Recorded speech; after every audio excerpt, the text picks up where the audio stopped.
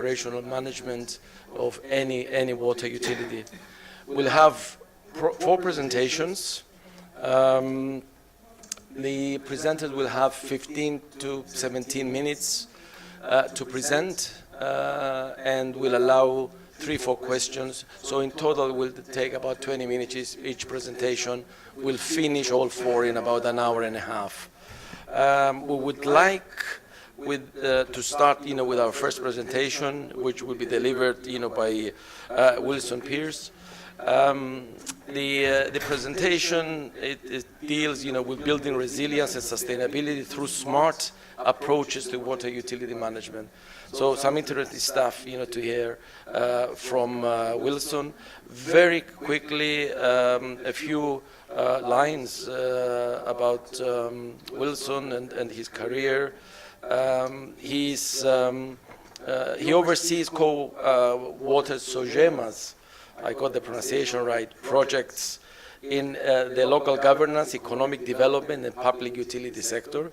He has over 25 years of experience in international management and consulting, having designed and implemented business transformation, economic development, governance, organizational change, and training solutions with public and private sector clients worldwide. His experience in business transformation includes the creation of products and services for delivery by regulated industries under a variety of commercial models, including concessions. Very wide experience.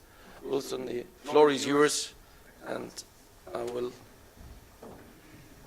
will help you with the sign at 15 minutes, just to keep the time. Okay, yeah, perfect. Thanks very much, Members. Appreciate that. Yeah, actually, it's interesting to speak today, having listened to a couple of the sessions over the last day or so around the resilience and some of the discussions we've seen in Track 2 around the links to the private sector and the public sector, and the challenges around revenue collection and creating value for money. So what I'd like to do today is I've got about 12 or 13 slides, I think. And we're going to talk a little bit about why Cowater Sojima has taken a very particular approach to working with water utilities in the area of delivering this kind of smart utility model. I'll talk a little bit about some of the results that we've seen in our discussions with clients, and then I'll talk a little bit about the delivery model. So there's really 3 components to what we'll talk to. So first of all, I will determine which one of these advances a slide. So far not yet, but hang on. I'll just, you know what, I'll do this. That's got to be it. Seem to work. Yeah. Oh, that arrow down. Ah, okay. So many arrow downs. So, arrow up. There you are. Okay. Technology. So first of all, just a quick note. Who are we? For those of you who have not heard of Cowater Sojima, we're the largest development consulting firm of its sort in Canada. We've been operating for over 33 years in over 80 countries around the world. We've got around a little over 600 staff operating on projects anywhere in the world at any point in time. We do management consulting. We also deliver systems related to that management consulting, and by and large, the focus of our work is our public sector clients who are looking to transform their operations. From a system standpoint, we've got systems deployed in approximately 20 of the countries where we've been operating, and those systems are supporting over 4 million clients, over 1 million transactions every day. Our primary purpose is the management consulting side of it, though. We are not a software company from that standpoint. So why smart utilities? Well, as you wander around, you hear a lot of discussion about smart cities. That's obviously the most popular topic we ever hear about. Smart children, depending on who you're talking to. But on the smart utilities are actually a fantastic opportunity to apply the theory, the smart theory, if we're all familiar with it, in terms of using information technology to control and improve the performance of an environment. Smart cities are great, but you're still controlling people in traffic, and there's lots of uncontrolled variables there. A water utility when it's operating correctly, and this is where we touch on non-revenue water, right, is a closed system. It's a closed and controlled system. There's a lot of really amazing things you can start to do with the utility if you're already making that investment to address some of the non-revenue water issues and some of the management information issues that we're faced with. So we looked at it from that standpoint, and we also looked at it, we're not a big software company, nor are we a large engineering firm, right? So we're not building a wastewater treatment plant, we're not laying pipe, we're not doing things like that. We're focusing on a smaller investment in where can we address some automation and some data management around non-revenue water. Because we looked at that and we said, to the comment that was made in the financial discussion yesterday, it's hard to find a bankable project in the water utilities because the assets are all underground. So the banks aren't going to dig them up and take them away. And so it's hard to get that investment. But you can make an investment in technology and systems and smart meters. Banks are friendlier about those. And we focus specifically on investments that improve quality of service and that improve the financial performance of the operation, both in terms of revenue collection, but also in terms of the use of energy, smart uses of energy in terms of a reliable distributed source of renewable energy to manage pumping and distribution. So that's why we focused on this particular utility model. And so this, as I said, what are the three things that we tend to look at? And I'll touch on this in the next couple of slides, but we looked at the smart utility model because there's policy drivers that are demanding that the utilities are going after this. There's customer service drivers where utilities are looking to improve the relationship with their customers and provide not just good quality of water, but a good quality relationship with the customers. And the issue of financial sustainability. We've come up with a model where we can intervene with a utility as a partner and deliver a solution that has about a 10-year return on investment. So within 10 years, we will not engage if within 10 years you are unable to repay the investment of that particular project. And so it's designed to be a very positive relationship all around. So what's the business environment that drives the utility? Just to touch on that a little bit. We know there's the infrastructure investment problems. We've all heard about the quote about the 57 trillion that's out there for maintenance and repair. What's really interesting is that about 25% of that is water and sanitation. So roughly, 13-14 trillion dollars out there to upgrade the water and sanitation environment. And it's pretty hard to upgrade that environment if you're not a bankable organization, if you're operating well below your revenues, if your operating costs and your delivery costs have huge gaps. So we know there's this looming requirement to update the infrastructure, and every day you don't update your infrastructure, your NRW gets worse, your customer service gets worse. It's a vicious circle. There's tariff pressures. We talked about that a little bit yesterday in a couple of the workshops where there is a desire to update, maintain, and renovate the system. You often have requirements that your pricing has to cover capital cost, operating cost, source water protection. But you need to be financially sustainable. So we start playing with models. Can I charge for water at a rate that is over my operating cost, but still reflects some sort of a regionally or locally acceptable domestic gauge for what is an acceptable price for water? So how do you balance the two in terms of acceptable price for water with the network maintenance requirements that you have as an organization? And then finally, you'll have regulatory and policy obligations. Some of those are formally established through a formally established relationship with the regulator, and some of them are informal in that you will have a government expectation for a level of service that you're trying to maintain. So you're trying to balance all of these things in terms of how to design a project and how to meet these requirements in what is usually not a very cash-rich environment. So when we look at this, we say, okay, that's what's driving the challenge in the utility. What are we going to look at in terms of the kind of results we want to deliver? Well, we know we want to deliver water conservation results. So those are the NRW challenges. So great, let's tackle physical and commercial NRW and develop programs for that. But while we're at it, if we're introducing technology, is there not a way we can start to communicate with the customers a little better? And you'll see we touch on this in a couple places. What I'm getting at here is, if I've got smart meters and they're connected to a customer information and billing system, why should we be any different from the phone company where you decide you want to use 1 meg of data a month, and when you get to 800 kilobytes, you get a little alert saying, hey, you're at 800. You want to go to 1 meg, we'll charge you more. Why should we not be able to have that same kind of bilateral communication with the customers once we start putting technology into our networks? It changes the relationship, because right now most utilities have 1 or 2 engagements with their customer. Here's your bill. Sorry for the service disruption. Neither of those are really positive, encouraging relationships that you want to have with your customer. Neither of them engage the customer with you in the same way.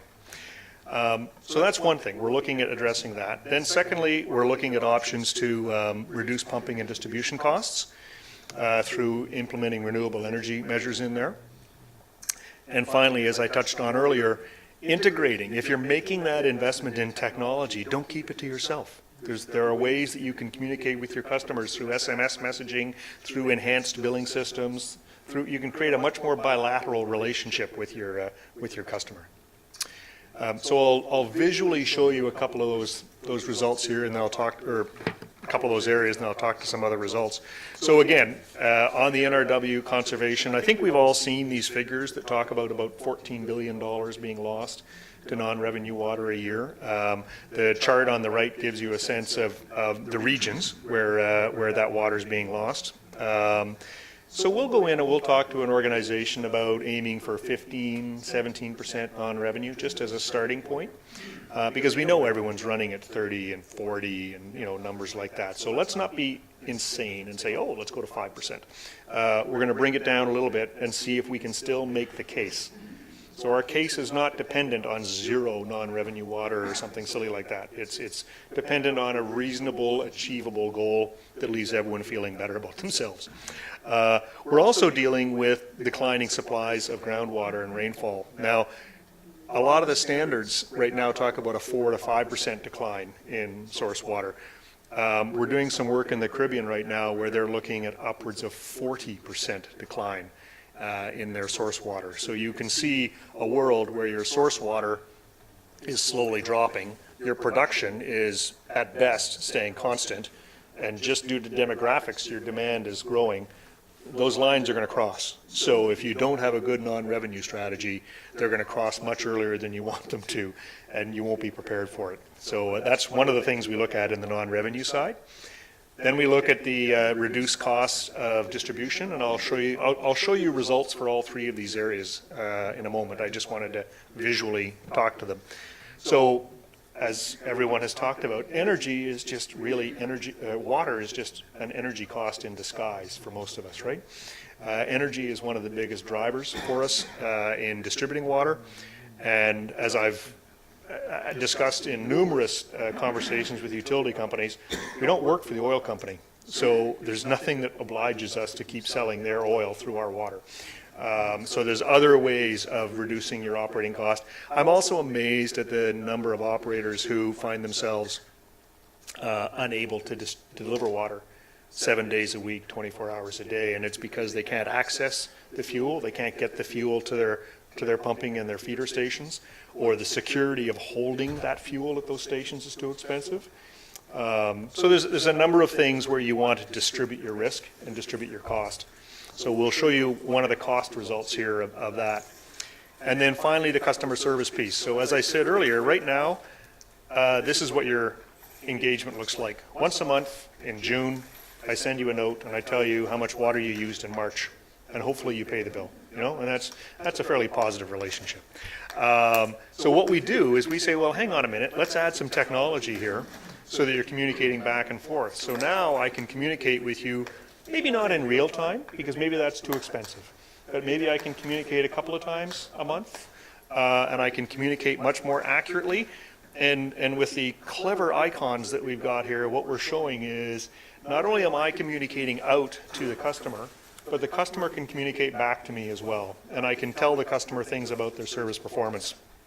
And again, say your tariff level changes at 1,000 liters a month or some such number. Hey, you're at 800 liters a month. Do you want to go to 1,000? When you do, it's going to cost you twice as much. So there's that alert. And you may, because you've got the whole family visiting, so you're just going to pay for the water. But that's the sort of thing that we want to encourage when you've got the technology in place. So what are the kind of results that we're looking at? I'm looking at time here too. So I'm giving some examples from some discussions with customers right now. The graph here represents an investment for a client who has 30,000. So we're just addressing the first 30,000 connections and automating the environment around that. And as you can see, between, modeled out between 2019 and 2030, they generate between $40 and $60 million in incremental revenue through cost savings and enhanced revenue. And this is not, we're not going out there and doubling people's rates or anything like that. We're adjusting the rates. We use a standard, typically we baseline off an EPA standard, the Environmental Protection Agency standard, for what a reasonable rate is. So we take a look at that, and then we look at the fact that we have a enhanced communication, which often improves your collections rate, because there's a better communication, better customer billing information, you know who your customer is. So you have the immediate revenue impact. You have avoided capital costs. This particular organization was going to have to build a new plant, but the amount of water saved allowed them to avoid the capital cost of that new plant for a number of years. And as I said earlier, with the issue of source water declines, you're offsetting forecast source water declines there. So we know we can provide a financial as well as an operational benefit through this particular model, and I haven't laid a single line. I've just done basic leak detection, NRW work, and put in smart metering so that information becomes power here. Renewable energy, same thing. We worked with a particular client where we're replacing a very unreliable system of grid-powered relay stations throughout the country with a very limited investment in renewable energy and energy efficiency measures. We're cutting their energy costs in half. And in this particular case, this client, not only are we cutting their costs in half, but the government is subsidizing that energy cost. So it's a double win. The government is, this was almost the only slide we used when we talked to Cabinet for this particular government was, guess what? We're cutting your subsidy in half. Oh yeah, and by the way, the water utility can pay the bill, but we're cutting your subsidy, which was a huge issue for them. And then finally, once you got information, we start talking about how you can use that information. And I'll show you a couple of very quick slides. We started to track information on management dashboards, so the utility was no longer faced with being a firefighter and just responding to the crisis of the day. We could start to look at trends. On this particular one, we realized that there was a very unusual behavior between the amount of information captured and what they thought the bill was, and then what the bill actually was. If you look at the key numbers here, $113 million a month was what they thought they were billing. They were collecting 11.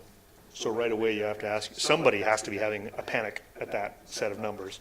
And so finally, as they looked at this, they realized that there was something in their process that was very inefficient around how they were making adjustments for bills. If there was something wrong with the meter, if it was tipping over, it was overcharging. So they were able to focus in on that. But nonetheless, we estimate that their actual billing is probably, we say 24. I'll bet you their actual billing is about 20 million a month. So they've recognized a bunch of inefficiencies, and they've also realized, hang on, there's money being left on the table in terms of what we're delivering here.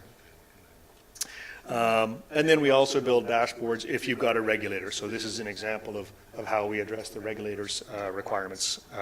So if we're tracking against something, addressing the needs of your regulator is no longer panic stations.